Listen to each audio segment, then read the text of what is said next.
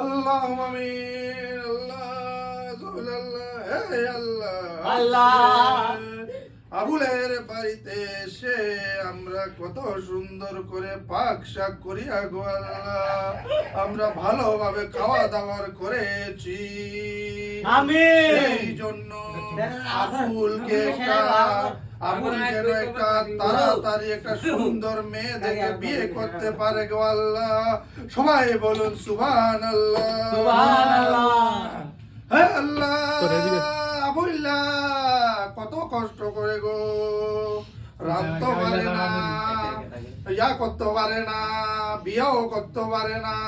তারে আমরা টানি আনিয়া আমরা কইছে রান্দা বাইরা খাওয়াও, তো তারে আমরা রান্দা বাইরা খাওয়াইছি গো মাওলা। তো আমরা যদি কোনো ভুল ত্রুটি হয়ে থাকে আমাদের সবাইকে মাফ করিয়া দিবেন। সবাই বলুন সুবহানাল্লাহ। হে আল্লাহ, আবুল যাতে একটা ভালো মেয়ে দেখে বিয়ে করতে পারে। সবাই বলুন সুবহানাল্লাহ। আবুল কিন্তু প্রাপ্ত বয়স্ক হয়ে গেছেন গো মাওলা, এখনো কিন্তু বিয়ে শাদী করছেন না। মানুষের বেডি হাইতের পিছে পিছে ঘুরতেছে গো মাওলা, তারে মাফ করিয়া দিয়ে।